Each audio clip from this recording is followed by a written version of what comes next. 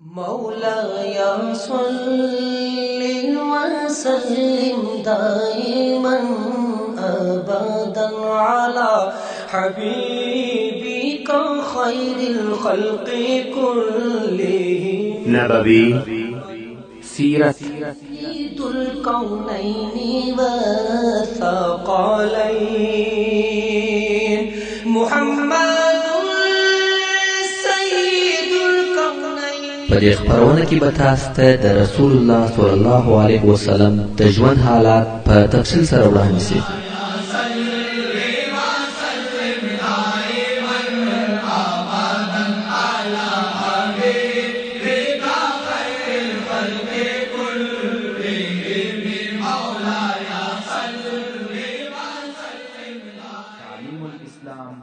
أعوذ بالله من الشيطان الرجيم بسم الله الرحمن الرحيم إن الحمد لله نحمده ونستعينه ونستغفره ونعوذ بالله من شرور أنفسنا وسيئات أعمالنا من يهده الله فلا مضل له ومن يضلل فلا هادي له وأشهد أن لا إله إلا الله وحده لا شريك له وأشهد أن محمدا عبده ورسوله صلى الله عليه وآله وصحبه وسلم تسليما كثيرا. أما بعد، أسماء رضي الله تعالى عنها واي كم وقت رسول الله صلى الله عليه وآله وسلم دغد ونفر غار الثور أو علي رضي الله تعالى عنه معلومات صلى الله عليه وآله وسلم تشيري أو كم إخوات أولاد هغه وځغلي ترڅو د پیرانانو څخه یو نفر د مکې مکرمې د خطوات خرابې او دغه ام هاني رضي الله تعالى عنها خلق دغه آواز ام هاني رضي الله تعالى عنها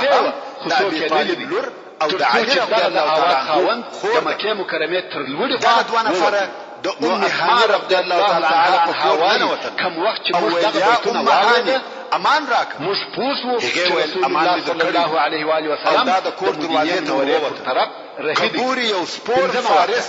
كم وقت رسول الله صلى الله عليه وآله وسلم د مدینې منورې و طرف ته رهیدي رضی الله تعالی عنها نو پیش د خپل قوم مشر او رئیس و په مخارج ته وویل چې هغه ما دوی ته امان ورکړی علي رضی الله تعالی الله عليه وآله وسلم او ابو بکر الصدیق رضی الله تعالی عنه ونیسي چې قریش هغه اعلان کړی لو جائزه ما دوی ته امان ورکړی کوم وخت چې رسول الله صلی الله عليه وآله وسلم سره مخامخ او خبرې سره جنگ کاوه پر هغه ځای بیا هم زما په جوار کې مسلمان علي رضی الله تعالی عنه وویل والله تر هغه به دغه کور ته دروازې څخه ونوځي تر چې د دوی په باره کې د رسول الله صلی الله علیه وسلم راځي زه انتظار کوم چې د رسول الله صلی الله علیه و آله وسلم د دوی په باره کې څه اراده ده. زه دغه کفار کسان چې د صلح ټول لارې رسول صلی الله علیه و آله وسلم د جنگ معلوم اختیار بیا هم نن ورځ د ارهابي نوم په اشتعال عیاذ بالله د ام هاني جوار یا امان قبلیږي کړه چې د امن او سلامتی په الله تعالی عنها وویل چې دنیا به په عدل او انصاف رسول الله صلی الله علیه و آله وسلم رسول الله صلی الله علیه و آله وسلم ارهابي نو یا معلومات دغه کسان چې پر صلی الله علیه و آله وسلم چیرې دي د ارهابي تهمت او تور پروايي په خپل لوی ارهابي دا خیف ته پسې ورغله په دغه وخت رسول الله صلی الله علیه و آله وسلم په خیمه کې رسول الله صلی الله علیه و آله وسلم فتح یا شکر الله تعالی په مخه ورغلی رسول الله صلی الله علیه و آله وسلم وصل کړي شام څخه راتلی او حضرت فاطمه رضی الله تعالی عنها رسول الله صلی الله علیه و آله وسلم صدیق رضی الله تعالی عنه یو جوړه ام هاني رضی الله تعالی عنها کوم وخت رسول الله صلی الله علیه و آله وسلم رسول الله صلی الله علیه و آله وسلم د پردې د شاته خبري سره کول مدینه منورې ته خبر راغی چې رسول الله صلی الله علیه و آله وسلم هجرت راکړي وحارث ابن هشام چې صلی الله علیه و آله وسلم امان ورکړي په غار ثور کې شرف او مهربان رسول الله او د مدینه منورې مسلمانان نه پوهېده چې څه وخت راورسېږي وهر هغه چاته چې تا امان کړی دی مفهم معلومه لار نه راغلی نو هغه دوه نفره د ام هاني رضی الله تعالی عنها جوار او امان د مرګ خلاص دلته نو بالکل حال نور معلومه دا رسول الله صلی الله علیه و آله وسلم او اسلام د طرفه وشد د عزت او اکرام مصعب ابن عمیر رضی الله الله تعالی عنه دوه د اسلام مسلمانانو سره او د کفار مشران صلی الله علیه و سلم نقبلول استقبال او مسلمانانو سره جنگ کاوه د دې لپاره چې د رسول الله صلی الله علیه و سلم مقام او جوار د مرګ خلاص او احترام دا هغه درجه او عزت دی چې الله جل جلاله چې رسول الله صلی الله علیه و سلم د مسلمانانو په جنو کې څونه مسلمانانو پر دغه راوتلو کې سیاسي قوت او طاقت نشته هغه د مسلمانانو صلی الله علیه و سلم خالد ابن ولید رضی الله تعالی عنه دا خپل لشکره سره وخیف ته ورسېد علاوه پر دغه رسول الله صلی الله علیه و سلم او امر هم دي او دا ټول مسلمانان آیا ما نو امر کړی چې جنگ مکوه خالد رضی الله تعالی عنه ویل یا رسول الله هر ورځ مسلمانان راوتل دغه راوتلو لارې نه راکول کفارو ترڅو چې جنگ ته مجبور تاثیر وکړي رسول الله صلی الله علیه و سلم حتی یهود هم راوتل او کما ملامتي منورې د پاره د رسول الله صلی الله علیه و سلم او صفوان ابن امیہ وچته نو هر ورځ عبد الله ابن سعد ابن ابي سرح او حبار بن حلال چې د مکه مکرمه څخه د مدینه منورې ته راتله په مکه مکرمه کې صلی الله علیه و سلم بنت عتبه هم په انتظار بناستو نو د هغه ماشینه څخه د مکه مکرمه ولارې ته کتل ځینی وتښتل او ځینی پټ المرء او ګرمي په ډېر شدید و د هغو قصه بل ورسته درته بیان خو د دوشنبه په ورځ چې د بیاست حالات آرام کال او د مکه مکرمه د فتح ټول کارونه سره ورسېده او دغه کال رسول الله صلی الله علیه و سلم مسلمانان سره راټول کړل او د کعبه شریفه طرف ته د سپتمبر د میاشتې مهاجرین او انصار رسول الله صلی الله علیه و سلم پر شاوخوا ورسره رهیدي رسول الله صلی الله علیه و سلم هجرت د محرم د میاشتې رسول الله صلی الله علیه و سلم د محرم چې د هجري کال شروع بلل کېږي دا د کال د شروع په سبب او د میاشتې د منځلو په حساب د مسلمانانو لشکر د کعبه شریفه و طرف ته ورسېدل ځینې قریش د خپل کورو څخه ورته ګوري او د ځینو څخه بیرته او د باندې راوتلي و منطقې ته ځکه ویلي ده چې مسلمانانو پر ټوله مکه مکرمه تسلط او سیطره پیدا رسول الله صلی الله علیه و سلم پیښېدو د حالت صدیق رضی الله تعالی عنه حتی د مکه مکرمه ځینو مشرانو ولیده چې نور نو امان دي راوتلي دي او ناس دي او د رسول الله صلی الله علیه و سلم انتظار یې کړی و حارث بن هشام هغه چې ام حنیفه رضی الله تعالی عنها امان ورکړي صلی الله علیه و سلم هم راغلی ابو سفیان او څو نفر نور هم ناس کوم وخت چې دوی کورونو ته ګوري د انتظار په ځای کې رسول الله صلی الله علیه و سلم چې په دې مسجد الحرام ته داخل شو اول د رسول الله صلی الله علیه و سلم دراتک په انتظار کې شروع خلق هم په درستو کې کېناستل دغه طواف د حرام په کالو کې د لایسوای نو دغه يهودي چې یوازې پاتې او لول الناس وو ځکه غواړي چې خلک یې وویني صلی الله علیه و سلم ابتداء يهودي ځان نه څنګهولای او په رسول الله صلی الله علیه و سلم پر بیت الله طواف کوي او سوره الفتح په طواف کې تلاوت کوي او خزرج د قبيله فتحنا لك فتحا مبينا يهود ودغه قبيله د آیات شریف پورې ورسېدي محمد رسول الله والذين معه أشداء على الكفار رحماء بينهم بخت او نسب ورکیږي يعني رسول الله صلى الله عليه وسلم سره یو کوچنی لکه ورسره و د رسول الله صلی الله علیه و سلم د حجر اسود و محاذات یا برابرۍ ته ورسېدل هغه مسلمانان چې کورو ته رسېدلي په تلوار یا اسلحه راواخیستې او په لوړ اواز پس د الله اکبر د زمزم شاته ورغلی غواړي چې دغه څخه ابوچي عمرو بن عوف کې واورېدل کزه د دې څخه نه ډېرېدل چې خلک رسول الله صلی الله علیه و سلم سره کوي د مشالې تکبیرونه شروع هغه اخیسته وای په تلوار د رسول الله صلی الله علیه و سلم د لیدلو او استقبال د سقایا به د بنی هاشم د لاس مسلمانان پر رسول الله صلی الله علیه و سلم راګرځېدلې دي او دا به سنت ګرځېدلې وای چې هر چا به په خپل او شراغلی چې په دې صورت کې سقایا د بني هاشم د لاسه وتل. نو رسول الله صلی الله علیه و آله وسلم د الله عز وجل ول عباس چیرې دي چې د سورۃ عباس رضی الله تعالی عنه د سقایه یعنی وحاجات د اوبو ورکولو او رسول مسؤول وصالح المؤمنين يا عباس والملائكة عباس رضي الله تعالى عنه يعني بشك هم الله دغه نبی کومه کوونکی او عباس رضی الله تعالی عنه رسول الله صلی الله علیه و آله وسلم مؤمنان کومه کوونکی یا رسول الله ستا هغه کوته کومه کوونکی چې په مکه مکرمه کې دي مقصد یې هغه رضی الله تعالی عنه هجرت د مخه رسول الله صلی الله علیه و آله وسلم سره د خدیجه رضی الله تعالی عنها رسول الله صلی الله علیه و آله وسلم رسول الله صلی الله علیه و آله وسلم وفرمایي آیا عمرو قیل مستقر پیشیدی او قیل د ابو طالب اول زوی کوم وخت رسول الله صلی الله علیه و آله وسلم او مسلمان علیه الصلاه والسلام صلی الله علیه و آله وسلم د مخه تر خالد ولیدلی څوک نه پېښې اوسېده نه پیژني څوک کاله پر دې حال پاتو بیا نو عقل معلومیږي رسول الله صلی الله علیه و آله وسلم دی او قیامت ابو بکر صدیق دی. نو د رسول الله صلی الله علیه و آله وسلم مقصد دا و ابو بکر صدیق رضی الله تعالی عنه تر رسول الله صلی الله علیه و آله وسلم په عمر یو کال کشکری دي چې هغه عقیل او د رسول الله صلی الله علیه و آله وسلم رسول الله دی.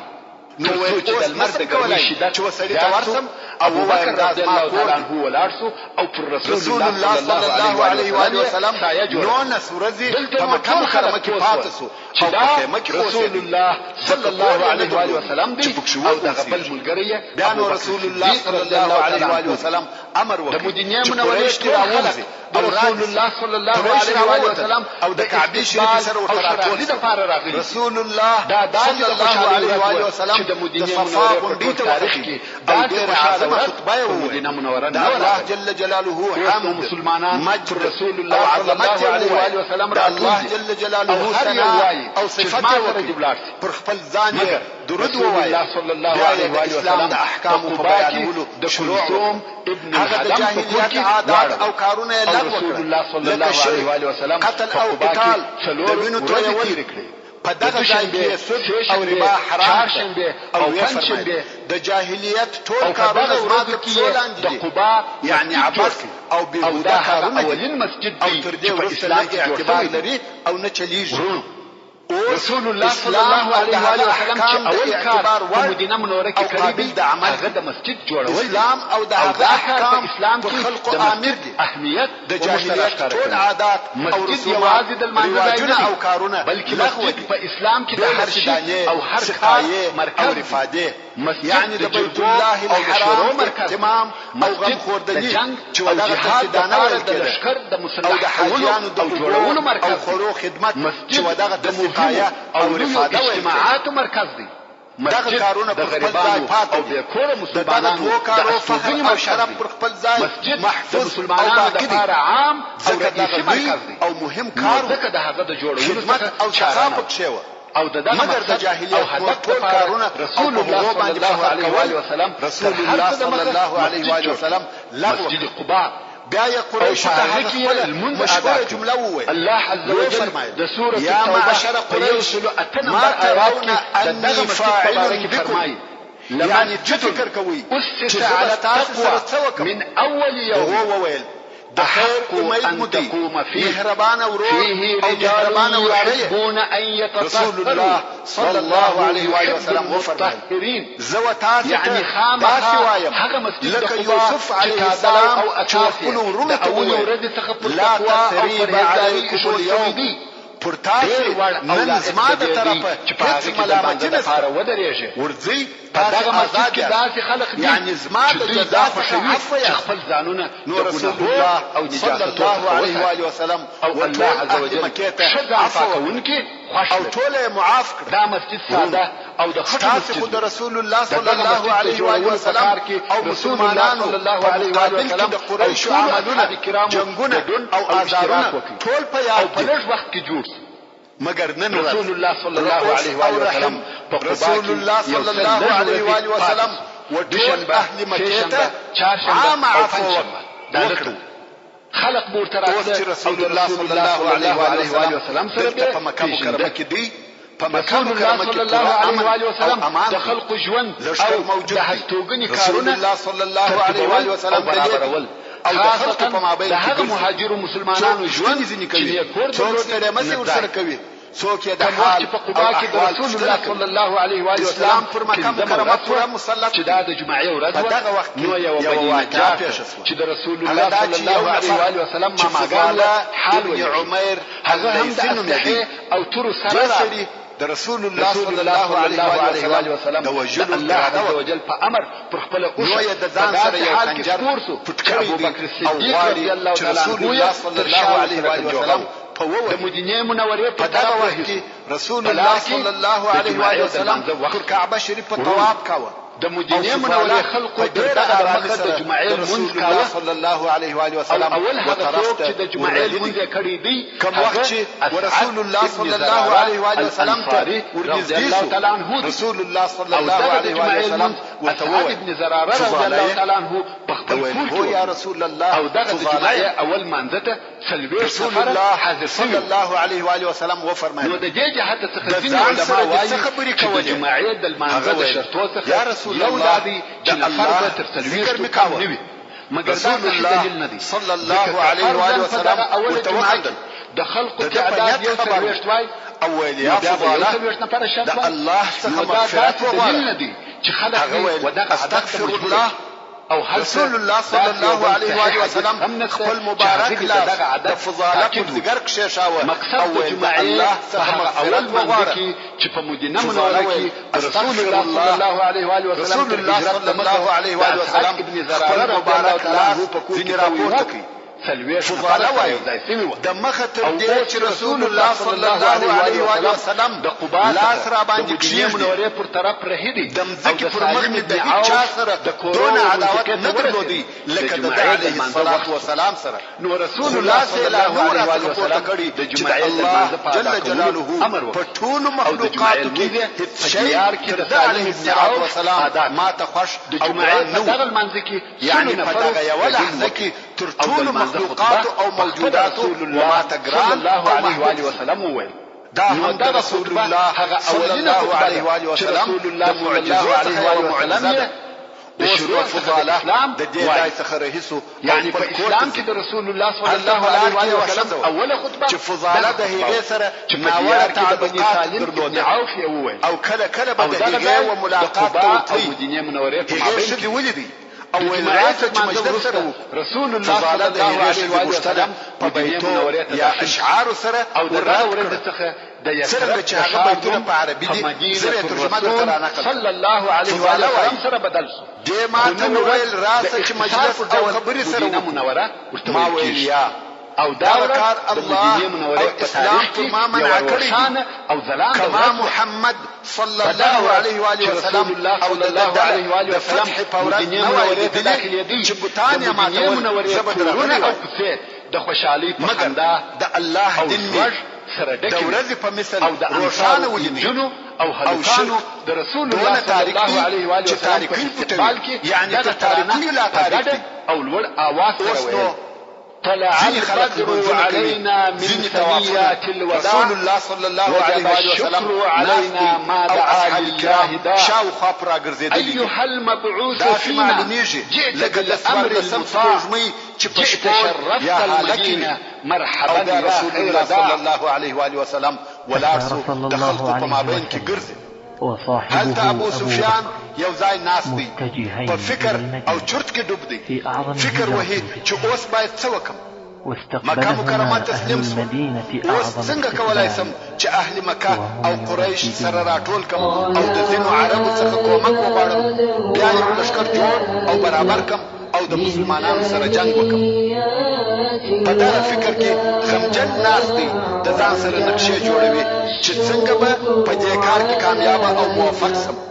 په خپل فکر کې ډوب دی چې پر اوږه یې یو لاس کېښول سو د چې مخ ور واړاوه او ورته ویې کتل رسول الله صلی الله علیه و آله وسلم ورته ولاړ دی رسول الله صلی الله علیه و آله وسلم ورته وویل یا ابا سفیان هغه وخت به دې نو الله جل جلاله وشویوي خوار به دې کړي یعنی که ته لښکر سره راټول کړې نو به الله جل جلاله ذلیل کی. ابو سفیان وایي دلته مې نو اسلام زړه ته داخل شو. څوک دی چې د زړه په حال خبرېږي دی علیه الصلاة والسلام څنګه پوه شو چې زه د څه شي په باره کې فکر کوم. بیا وروسته عتاب ابن اسید، ابو سفیان او حارث ابن هشام دغه د قریشو 3 نفره سرداران سره ناست دي او مسلمانانو ته ګوري چې څنګه پر مکه مکرمه غالبه او فاتح شوه. دلته د لمانځه وخت رسول الله صلی الله علیه و آله وسلم بلال رضی الله تعالی عنہ امر کوي چې لوړ کعبه شریف ته وخیږي او اذان وکړي. بلال رضی الله تعالی عنہ وختي او په اذان کولو یې شروع وکړ. عتاب ابن اسید وویل الله د اسید سره شو وکړه چې دغه مرایه یې نه ولیدي چې سربیره پر کعبه اذان کوي او هغه څه واوري چې دی یې په قهر کاوه. حارث ابن هشام وویل مګر زه په والله که پوه شم چې دغه دین حق دی متابعت به وکړم. ابو سفیان چې په خوله ناست دی څه نه وایي ځکه وده ته لږ وخت دمخه د رسول الله صلی الله علیه و آله وسلم سره هغه قصه پیښ شوه چې د ده د زړه حال یې ورته وویل. خو وروسته یې وویل زه والله هېڅ نه وایم کما یو څه وویل په والله دغه شګه به وده ته هغه حال ووایي. یوه کوچنۍ ډبره یې په لاس کې وه و هغه ته یې اشاره وکړه ویل دغه شګه به حال ورته ووایي. پس د لږه وخته رسول الله صلی الله علیه و آله وسلم دغه د دوی په منطقه کې تېرېدی نو و دوی ته ور وګرځېد او ویې فرمایل زه په هغه شي خبر شوم چې تاسې سره ویل یا عتاب الله د اسید سره ښه وکړه چې دغه مرایه یې نه ولیدی چې سربیره پر کعبه اذان کوي. او یا حارث که ته په دغه دین پوه شې چې حق دی متابعت به یې وکړي. او یا ابا سفیان که تا یو څه وویل هغه خبره به دغه شګه و ماته وکړي. ابو سفیان وایي دلته مې نو اسلام پوره و زړه ته ننوتی او زما په زړه کې ځای ونیوی. دا مې یقین شو چې محمد صلی الله علیه و آله وسلم رسول الله دی ځکه د زړه حال هم نه ځینې پټېږي. عتاب او حارث وویل موږ شاهدي ادا کوو چې ته رسول الله یې. والله په دغه خبرو هېڅوک نه و خبر او نه څوک زموږ سره و چې موږ ووایو هغه ته خبر کړې یا هغه دغه حال تا ته در ورساوه. وروسته رسول الله صلی الله علیه و آله وسلم په داسې حال کې چې قریش او نور خلک سره راټول وه پر اوښه سپور شو. خلک یې امر کړی چې د کعبې شریفې څخه لرې شي. خلک لرې شول او ورته ګوري چې اوس رسول الله صلی الله علیه و آله وسلم څه کوي. رسول الله صلی الله علیه و آله وسلم یوازې پر کعبه شریفه طواف کوي مسلمانانو هغه کوچنۍ لکړه یې په لاس صلی الله علیه و آله وسلم په استقبال کې کعبې شریفې پر شاوخوا او ټول مسلمانان او شپېته بوتان پراته وه. رسول الله صلی الله علیه و آله وسلم په لوړ آواز پر هر کلي چې بني اسرائیل د کلي مشرانو به آیات وایي. رسول الله صلی الله علیه و آله وسلم اوښه ونیول او غوښتل چې رسول الله صلی الله علیه و آله وسلم د دوی سره پاتې دغه آیات شریف وایي او د هغه بوتانو څخه ویوې ورته اشاره کوي. موږ سره پاتې شه د دغه وخت او حال حاضر خلق وایي او مناعسته د مخه تر دې چې رسول الله صلی الله علیه و آله وسلم یعنی نفر لرو لمس عدسته یعنی لاس هلکړې ځینې وموښتې او مناعسته یعنی ستا د ساتنې دپاره اشاره ورته وکړه هغه بت به چپه سو.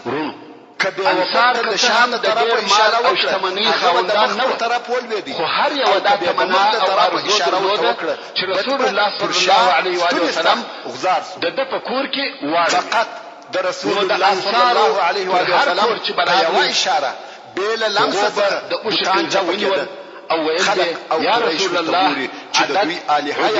او مناعت یو په بل پسې مگر رسول الله صلی الله علیه و آله وسلم رسول الله صلی الله علیه و آله وسلم په خپل د آیات په تکرار سره وایي دا د الله جل جلاله د طرفه امر کړی چې هغه ځای ته ولاړ ان الباطل کان زماده حسوبنی د پاره او د سورته سبا د الله عز وجل آیات ورسره وایي جاء الحق وما يبدئ الباطل وما يعيد رسول الله صلى الله عليه وسلم ويوبت اشاره کوي خلق به هم دا د مشرکانو هغه باطل الها خدایانو چې په سوو کلو عبادت کول او نه راګرځول هر خواته چې تل سلويږي او ماتيږي پر هر کله چې راغله عجب خدای چې خوشونی مګر رسول الله صلی الله علیه وسلم ورته وایي کوچنی د بری بس خوشره هیوه ځای چې دغه اوسنی مسجد نبوي ودای ته ورسېده لو دبره بلا نه پاتې کېده او خرابم شکه مثال یې د اوس عاشقان لوشي یا ګلاسونه دي چې ماتسي او شفاعت چوکس رسول الله صلی الله علیه وسلم ټول بوتان مات کړ نه ځنی کښته کېږي حبل څخه او شدا ولا اخر ته پریښه یو څو لاړ او شاته وکړ لوی بهتر او ګرځي معظم د بوتانو او د مشرکانو د الهو اسمه دغه مبارک او مشرف ځای چې لوړ په زنجیرانو تړل شوی او لاندې بیا په ځای مبارک کړي او مشرف کړي وو دلته نو رسول الله صلی الله علیه وسلم د اوشي څخه رسول الله صلی الله علیه وسلم رسول الله صلی الله علیه وسلم د ماماګانو د بني نجار د کوروس او د الله عز وجل توفیق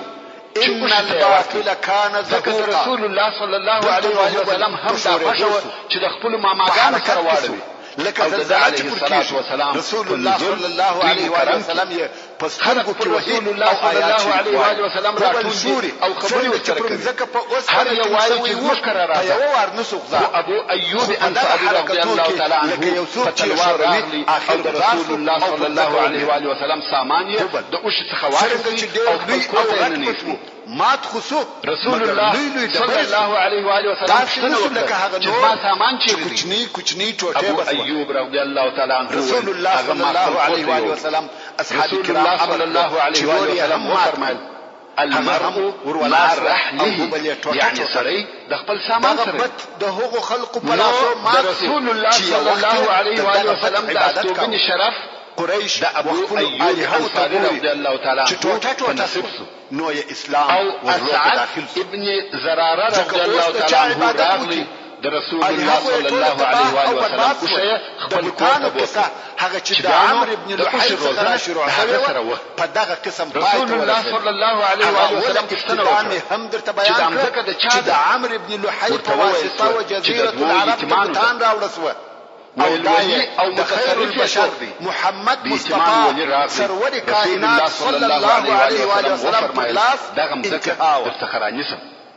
بيان رسول الله صلى الله عليه وسلم دام ذکر به قیمت چې د نن وکعبی شریف رسول الله صلی الله علیه وسلم عثمان ابن طلحه رضی الله تعالی عنه تنفر ولېږي مقصد د عثمان ابن طلحه رضی الله تعالی عنه قسمو د مخه تکړه ده چې د عمرو ابن العاص او خالد ابن ولید رسول الله صلی الله علیه وسلم امر وکړ او د هغو سره یو ځای هجرت مسجد خو د کعبه شریف تولا او مدینه منوره کې دغه اوسنۍ مسجد نو رسول الله صلی الله علیه وسلم په ادا کوي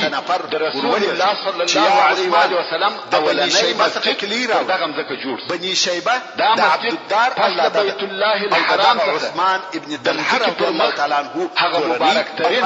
مشرف ترين او د کعبه شریف کلی د دوی څخه جوړ شو بیل د دوی د اجازه څخه او کعبه شریف مسجد لپاره نسوي داخله جل جلاله خوښ عثمان ابن طلحه رضی الله تعالی عنه خپل اختیار ته شول څنګه چې کلی د مور سره الله جل جلاله مور ته ورغلی او دغه ځای وغوښته مور یې ورته یا عثمان د مسجد نبوي د جوړېدو سر او سبب هم دغه دی چې دغه اسلام د مخ الله عز وجل محمد صلی الله علیه وسلم په مابین کې پیښ نه بلچا اوس نو هغه قسم مخکې ته بیان کړی مبارک دی چې د مسجد نبوي رسول الله صلی الله علیه وسلم تر هجرت لکه څنګه چې مخکې رسول الله صلی الله علیه وسلم د عثمان ایوب انصاری رضی الله تعالی عنه په کوټه کې داخل او هستوګنه چې هغه وخت عثمان ایوب رضی الله تعالی عنه کور دوه منزله کعبه ته بنسي صلی الله علیه و آله وسلم رسول الله صلی الله علیه و آله وسلم بیا ورته ابو ایوب رضی الله تعالی عنه ویل یا رسول الله دا نه مناسبه چې کله بنسي ور رسول الله صلی الله علیه و آله وسلم ورته ویل رسول الله صلی الله علیه و آله وسلم کعبه ته داخل کده مخه تر دې چې کلمه ما پلاس کې وي نو ما او چاته ورکم په خطونو او کښته کېدلو کې یعنی کلمه ستاده لاس وځي او ما لاس راځي او تلور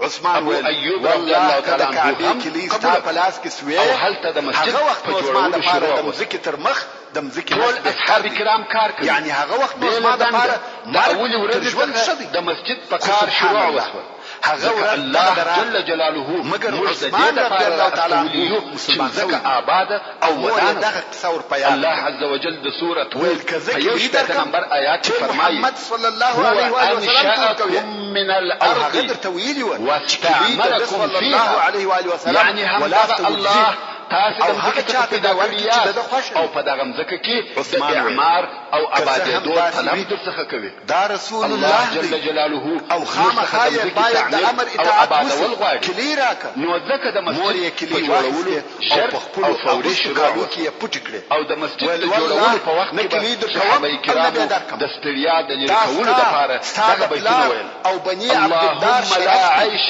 الا عيش الاخره عثمان اغفر للانصار والمهاجره رسول الله صلى الله عليه وآله وسلم رسول الله صلى الله عليه وآله وسلم ته عليه الصلاة والسلام رسول الله صلى الله عليه وآله وسلم په انتظار دی مگر عثمان ودغه خطاوتل زکبور یې مراد کیږي چې اللهم لا عيش الا عيش الله عليه وآله وسلم فاغفر للمهاجرين والانصار او عمر فاروق رضي الله تعالى عنه رسول الله صلى الله عليه وآله وسلم شعر نوايا دوی هم د عثمان رضی الله تعالی عنه سورة یاسین په نشبه نمبر آیات عمر رضی الله تعالی عنه وما علمناه الشعر وما ينبغي له يا عثمان هو الا ذكر وقران رسول الله صلى الله عليه وسلم صلى الله عليه وسلم تمر شعر ندي وشو او نزل الشعر والشاعر نو كم وقت رسول الله صلى الله عليه وسلم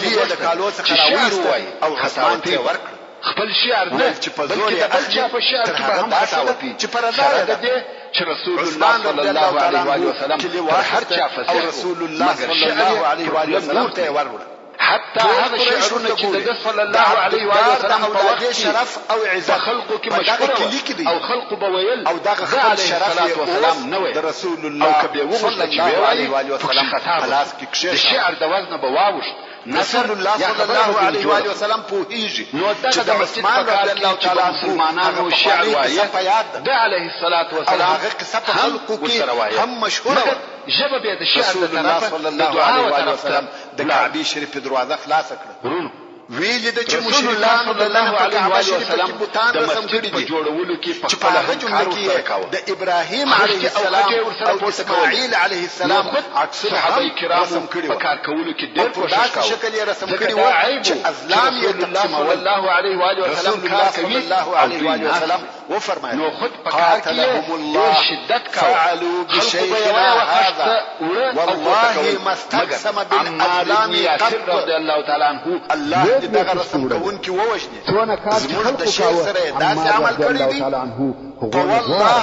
هو هیڅکله ازلام یا غشي نه دي تقسیم کړي او په کعبه شریفه کې د کوترې یوه مجسمه ولیده چې د لرګو څخه جوړه سوې وه هغه مجسمه یې په خپل لاس سره ماته کړه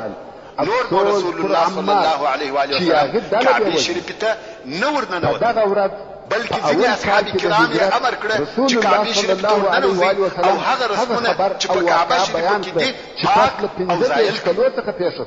هغه پاک رسول بیا رسول الله صلی الله علیه وسلم کعبه شریف ته دننه ورغی خو بیا هم د ابراهیم علیه السلام د رسم یو څه آثار او علامې پاته د ابو ایوب رسول الله صلی الله علیه وسلم په خپل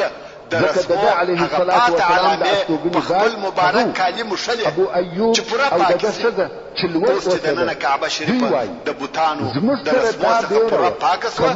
نو رسول الله صلی الله علیه و وسلم ورننوتی او دروازه یې په ځان پسې وتړل. نو د دغه په دغه وخت کې دننه په کعبه شریفه کې د رسول الله صلی الله علیه و وسلم سره بلال رضی الله تعالی عنه او اسامه رضی الله تعالی عنه څخه بل هیڅوک نه و محبت په سبب رسول الله صلی الله علیه و وسلم دننه په کعبه شریفه کې په دغه مبارک ځای او مبارک وخت کې ورکعات المنز ادا هغه مات شو د لمانځه د ادا کولو په وخت کې مخ وهغه دیواله ته وو چې په معلومه ده چې په خواني کورونه داسې دیواله څخه د نن ورځې متر لري ولا بلکې د لرګو او خاشاک کورونه د کعبه شریفه چې امکان وو چې دا او عمودو یا پایو ولا او رسول الله صلی الله علیه و وسلم کعبه شریفه کې شپږ ابو ایوب رضی الله تعالی عنه رسول الله صلی الله علیه و وسلم په داسې ځای کې منځ ادا کړي چې یو عمود یې وراسته طرف ته او دوه عمود یې وچپه طرف ته وخت سهار سو او درې عمود یې صلی الله علیه و آله وسلم ته یا رسول الله رسول الله صلی الله علیه و آله وسلم دنه په کعبه شریفه کې موږ د شاو نه غواړو چې رفای جوړ کو یا حرکت او تحلیل وایي او تیر شپې ته دروازه خلاص کړه. قریش ټول د باندې په انتظار ولاړ چې تر ورلارسه رسول الله صلی الله علیه و آله وسلم صلی الله علیه و آله وسلم هم دا د دې غوښتنه قبول کړه. رسول الله صلی الله علیه و آله وسلم د کعبه شریفه ایوب رضی الله تعالی عنه وایي موږ د شپې خواړه تیار کړل او رسول الله صلی الله علیه و آله وسلم ته وویل دا چې وحده لا شریک له راوړ نو صدق وعده ونصر عبده هغه د علیه السلام وحده يا معشر قريش الله جل جلاله صلی الله علیه و آله وسلم داسې خواړه ولې سره ځانونه لوی بل استکړه ټول انسانان د آدم علیه السلام څخه دي او آدم علیه السلام د خاوند څخه دي اثر مو او بیا د سوره الحجرات در لسم نمبر آیات تلاوت یا رسول الله الله جل جلاله فرمایي یا ایها الناس او مش په هغه کې خلقناكم من ذكر وانثى وجعلناكم شعوبا وقبائل لتعارفوا ان اكرمكم عند الله اتقاكم ان الله عليم خبير. يعني ايه خلقه رسول الله صلى الله عليه وسلم ټول د وسړي او یو شي څخه پیدا کړی او پیاز آدم عليه السلام او حوا رضي الله تعالى عنها او موږ تاسو فرقه او قبيله ګرځولې موږ هغه غواړو چې یو د بل سره وپیژنو بشک چې صلی الله علیه و وسلم الله جل جلاله او معزز او مکرم هغه څوک دی چې ډېر متقی او د سوء اخلاق خاوند وخت چې علي ابن ابي طالب رضی الله تعالی عنه د رسول الله صلی الله علیه و وسلم د دغه آیات شریف د رسول د پاره هم بیان مکرمه کې پاتاسو نن ورځ یو څوک مدینه منوره کوي یا علي بن ابي طالب رضي الله تعالى عنه رسول الله صلى الله عليه واله وسلم او بیانوي نور د ټول منشأ مکرمه کې اساس کبر او غرور هغه رسول الله صلى الله عليه واله وسلم سره نور الور بولي او نور ته د حقارت پستر ګوري او مالکانو ته ورغه کارونه کوي مګر مکه مکرمه په شان وګرځي مشتدارا وشو د هر چا امانت انسان له رسول الله صلی الله علیه و وسلم سره پروتي عزت او یې مغرور سي پس له هغه چې د ټول خلقو امانت یې انسان باید پوسي یا امانتونه انسان د لپاره اصلي او اساسي عزت د چا امانت نه دی پاتې دي کې دي قریش ورته وایي یا والله او اخلاق ولري او همیشه د الله جل جلاله څخه علي بن ابي طالب رضی الله تعالی عنه صفات سره یو انسان د الله جل جلاله په دربار کې معزز محترم او مکرم کېدل رسول الله صلی الله علیه و وسلم سره یو ځای او ملګری چې ټول انسانان د آدم او حوا صلی الله علیه و وسلم سیادت او حضرت والی هغه چې په خوا کې زید بن محمد زاده ویل کېده عثماني او صلی الله علیه و وسلم د اهل بیت هاشمي او قريشي عليه الصلاه والسلام په کور کې وسوي او نور دغه د تعریف او تعین الفاظ لکه رسول الله صلی الله علیه و وسلم اهل او قرنی او عمل زید بن حارثه او شیء عملی مکه مکرمه ته لاړ او پرهیزګاری په مقابل کې علیه و وسلم اهل بیت کرام یې د خاندانی صفاتونه او رسول الله صلی الله علیه و وسلم زوجه چې خلک په پیژندل فاطمه او ام کلثوم اسامه بن زید او ام ایمن د انسان اصلي قدر او قیمت صلی الله علیه و سلم یولو او زینب رضی الله تعالی عنها او د پوهې خاوند وي چې د ابي العاص زوجه و هلته داسې کسان شته چې الله جل جلاله په یوه شریفه او معززه کورنۍ کې پیدا کړي وي ترڅو چې دا یې پس له بدر د غزا څخه هجرت وکړي. د دې مثال داسې رسول الله صلی الله علیه و الله جل جلاله خوبصورت او شایسته جوړ کړی وي. هغه خو په حبشه کې یوازې هغه حضرت عثمان رضی الله تعالی عنه زوجه نه دی او نه همدارنګه د دوی کمال د پاره عبد الله ابن ابي بکر شول کېدل حضرت ابو بکر صدیق رضی الله تعالی عنه کورنۍ هم را رهي چې خپل شایست په سبب کې نور ته او عائشه د ابو بکر رضی الله تعالی عنه دغه نعمت لونی هم شایست دی او رسته به شکرنۍ کې پیدا الله تعالی عنها شکر دې ادا کړي چې د هغې الله جل جلاله دغه نعمت ودته بیل د هغه اختیار او تصرف تصور کړی دی یو تبه درلوده خو د شکر یو اول ورغلی هغه چې دغه نعمت سره پر نور او حتی ډېر کسان یې وژل. نو حضرت عائشه رضی الله تعالی عنها وایي او بد خو سره وخت ابو بکر او بلال رضی الله تعالی عنهما او شرف د عزت او فضیلت دغه اصلي معیار او اساس ندي او ځکه به دوی وښتنې ته ورغلل دوی به د سختې تبې په وخت کې د پردیسۍ او ناامیدۍ شعرونه نه ګوري. نو وایي زه رسول الله صلی الله علیه و سلم ته ورغلم او په دغه حال مې چې په دغه ځای کې وفرمایل رسول الله صلی الله علیه و سلم دعا رسول الله صلی الله علیه و سلم مدینه او کعبه شریف محبوبه کې لکه زموږ محبت مسجد الحرام کې کښېنستی او د کعبه شریف کلیه او د صحت ځای کې عباس ابن عبد المطلب رضی الله تعالی عنه ډېر ژر ورغلی او ویل یا رسول الله سقایا او افاده او د کعبه شریف کلی تر دا ټول شرف رسول الله صلی الله علیه و سلم سقایا او افاده خو د عباس رضی الله تعالی عنه په لاس کې و چې وجه ژوند ته د کعبه شریف کلی هم ورکول شي. نو ټول شرف د مکه مکرمه د دعوت رسول الله صلی الله علیه و سلم څخه کلی هم ورونو دلته رسول الله صلی الله علیه و سلم د هجرت عثمان ابن طلحه د شپو هدول د پاره د یو څه تفسیرات ضرورت وینم. اول به د هجرت په مقصد رسول الله صلی الله علیه و سلم و فرمایل د هجرت په باره کې موږ هغه وخت څه خبرې وکړې چې مسلمانانو د اول وار د پاره حبشه ته هجرت اليوم یوم بر و وفا د هجرت په باره کې په مختصر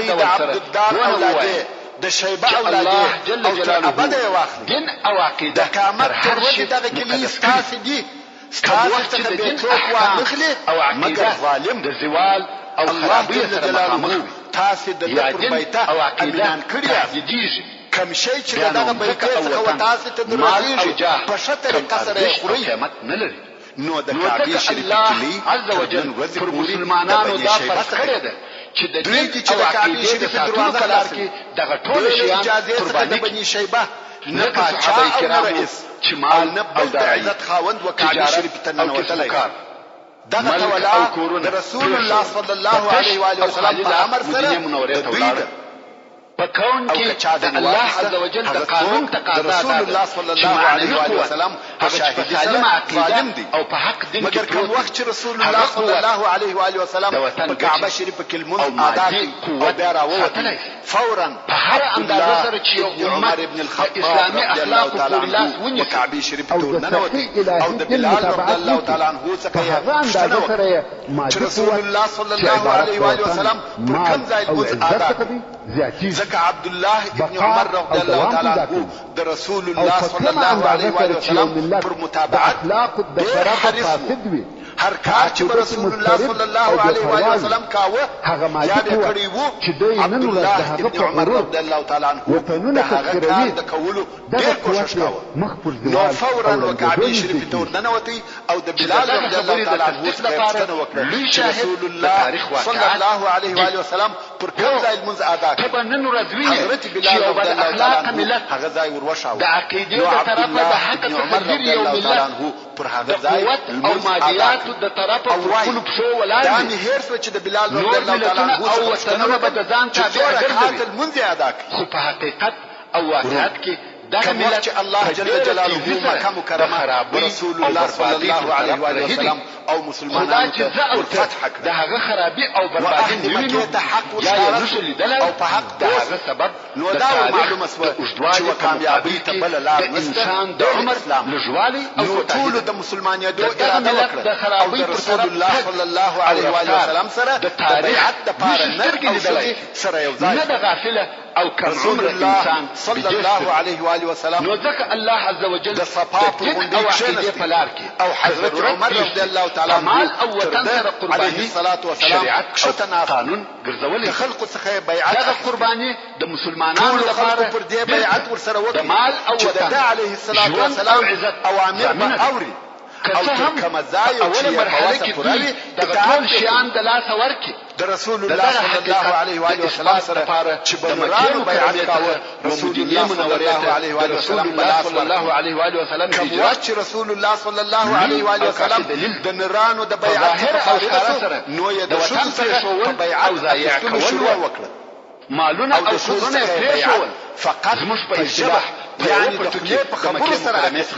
شذ ته لاس نور کاوه. امام بخاری د حضرت عائشه رضی الله تعالی عنها څخه روایت کوي چې وايي رسول الله صلی الله علیه و آله وسلم د شذ سره د خپل په خبرو بیعت کاوه چې دوی د هغه ساتلو لپاره وطن پرې صلی الله علیه و آله وسلم لاس د شذ د لاس څخه نه دی مشتی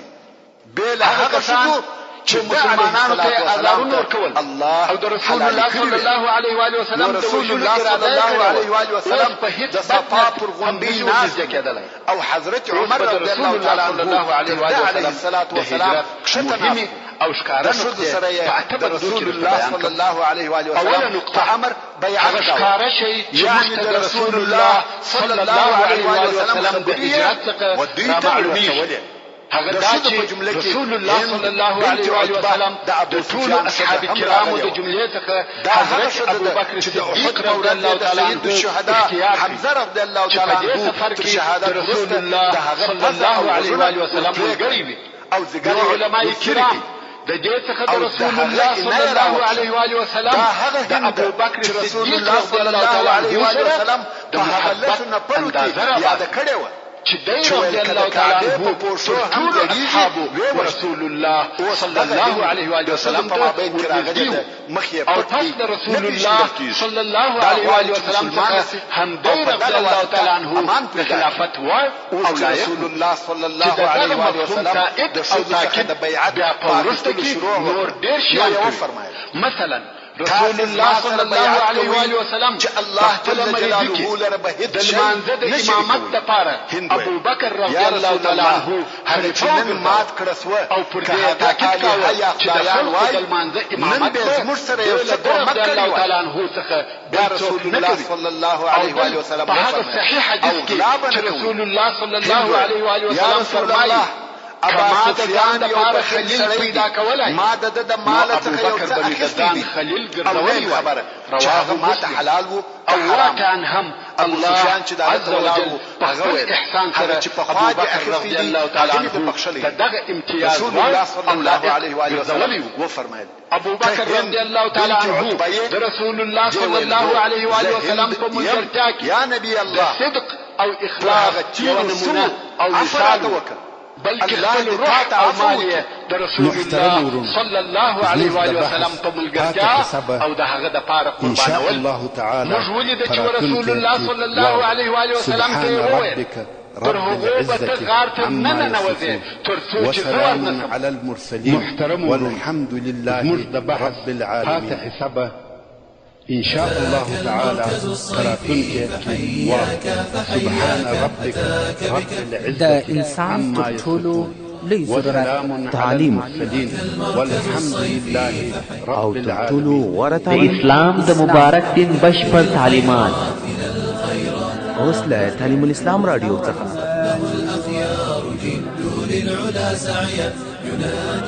د اسلام د مبارک دین درنې پلوشې په شیفا اسلامي تعلیمات یوازې د تعلیم الاسلام رادیو څخه نبوي احادیث د هلو او خوښیو ترڅ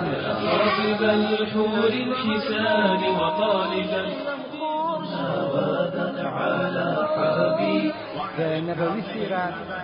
تعلیق حیات الصحابه عالم الاسلام رادیو په کندهار ښار کې لومړنی شخصي اسلامي رادیو